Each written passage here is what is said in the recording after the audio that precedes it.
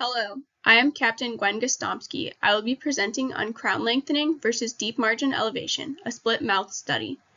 I was mentored in this research by Major Matthew Tisich.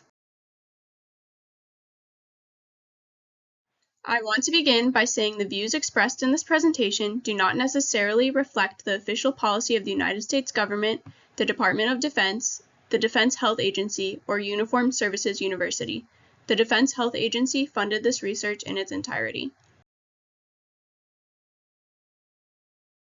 To start with a little bit of background, deep margin elevation, or DME, was first introduced in 1998 by Dici and Spriafico to elevate margins of deep subgingival crowns away from the bone level and create more supragingival margins that are easier to capture on both traditional and digital impressions.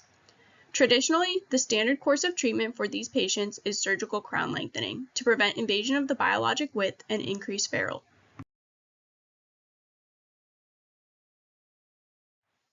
Deep margin elevation is operationally relevant because it requires less chair time and fewer specialty trained dentists. DME can also be done in more austere environments because fewer materials are needed and no surgery is performed. Avoiding surgery also reduces the recovery time. Before we get started on deep margin elevation and surgical crown lengthening, let's review biologic width and ferrule. Biologic width is made up of the connective tissue attachment and the junctional epithelium, and in most patients extends 2 millimeters from the bone level to the bottom of the sulcus. Invading this area with the restorative material or a restorative margin can lead to deeper probing depths and increased inflammation in that area. So, historically, we avoid this with surgical crown lengthening to move the bone and in turn the biologic width more apically away from our margins. Ferrule is another consideration when deciding between DME and crown lengthening. As shown by the arrow A, ferrule is the amount of tooth structure remaining around our preparation. When we lose this band of tooth structure in our preparation and the walls of our preparation are entirely on restorative material, the restoration end tooth is weakened as forces are applied directly to the restorative material and not spread throughout the tooth.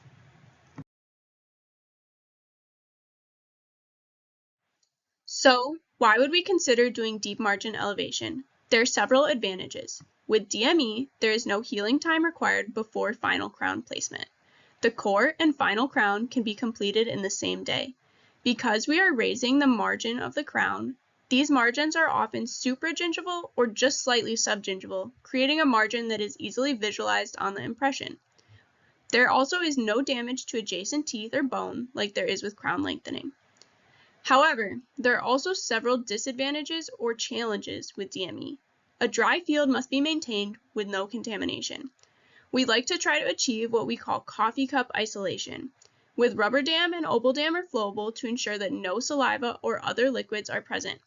The matrix placement is also difficult, and frequently a custom matrix consisting of a Toffelmeyer band, cavit, and or opal dam is needed to fabricate a matrix that adapts properly.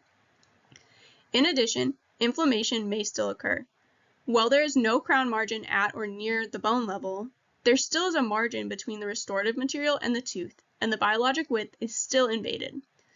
There is also no way to gain ferrule, as no additional tooth structure is exposed and our crown preparation height remains the same. Crown lengthening solves some of these problems but comes with its own concerns as well. Since bone is removed and the clinical crown height is increased, we are able to create more ferrule with surgical crown lengthening. It is also more predictable. It has been done longer and has more studies, but also there is no biologic width invasion. However, crown lengthening has a lengthy healing time, with ideal healing from anywhere between 8 to 12 weeks. All of the adjacent teeth also lose bone since we don't want to create a periodontal bony defect during our surgery. This is not ideal for teeth that may already have a poor crown to root ratio. You can see in these pictures that while only one tooth required crown lengthening to gain ferrule, the adjacent teeth were also affected and lost bone as well. Now let's go into the case study. A 20-year-old active duty male presented for non-surgical root canal therapy on teeth number 5 and number 13. Both teeth were necrotic and had almost matching carious lesions to the bone level. For number 5, we elected to perform deep margin elevation, and for number 13, we performed surgical crown lengthening.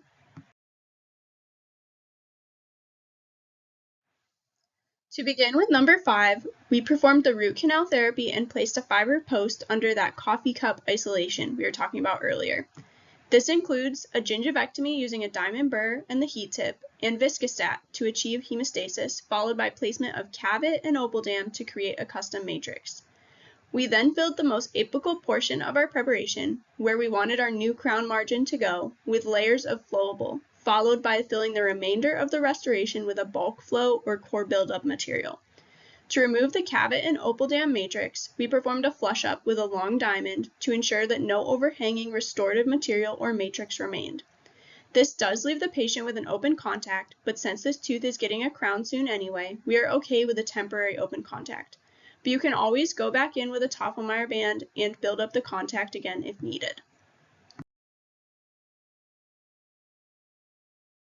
Finally, we prepped number 5 for a crown, allowing our margin to fall on the restorative material we had placed on the distal. The impression or scan was much easier, as we did not have to get back to the same depth as we had originally achieved at the time of restoration. This patient also had no bleeding on probing at the time of crown preparation, and his tissue was very happy. For number 13, we took very similar steps to achieve the endodontic therapy, fiber post placement, and buildup, but also prepped for a temporary crown, which was milled with Tetra Cad material the same day of the completion of endodontic treatment. You can see in the scan the gingivectomy that was performed to allow access for matrix placement and to capture our margin more clearly on the scan.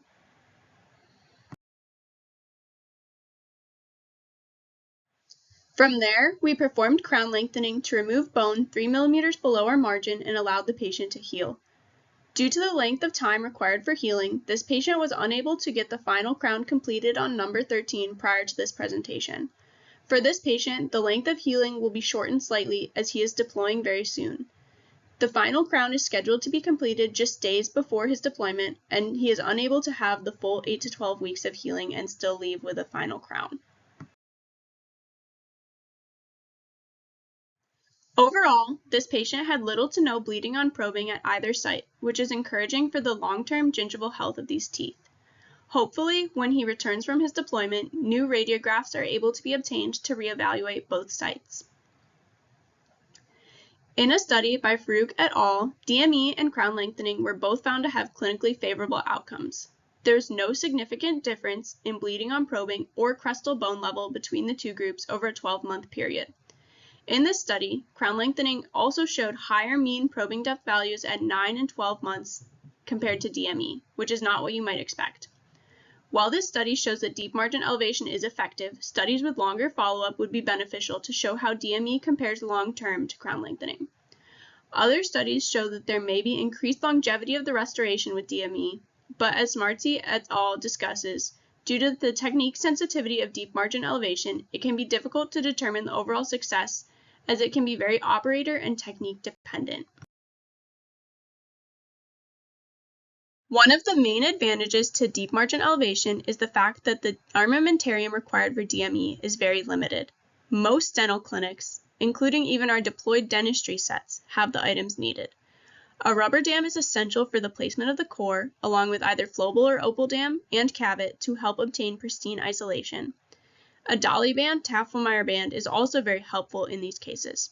Some form of hemostatic agent is also required, along with a dual cure compatible bonding agent. On the other hand, crown lengthening surgery requires many instruments, most of which would not be accessible at a Roll 2 clinic, let alone having a sterile field.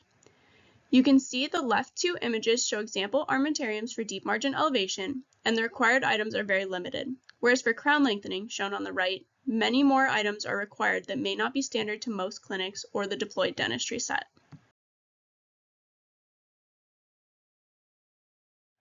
Another major advantage, particularly in our setting of getting patients ready for deployment and or treating patients while deployed, is that DME requires much less chair time. Deep margin elevation can potentially be completed in 4 to 6 hours, possibly in just one appointment. On the other hand, surgical crown lengthening will require 7 to 10 hours of chair time and 8 to 12 weeks of healing. A periodontist may be needed to do the surgery itself as well, which can also slow down the process. Crown lengthening can cause problems like my patient faced, where we had to move up the crown prep and delivery before his ideal healing window was completed so that he would be able to deploy with a final restoration.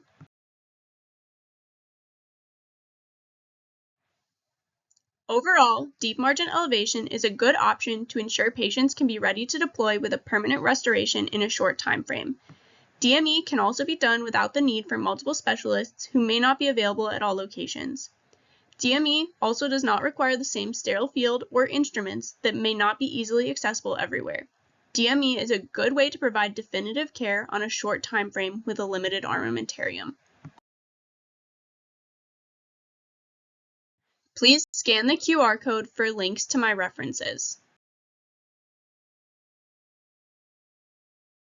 If you have any questions, please feel free to email me at the email listed in the top right-hand corner of the poster. Thank you so much for your time.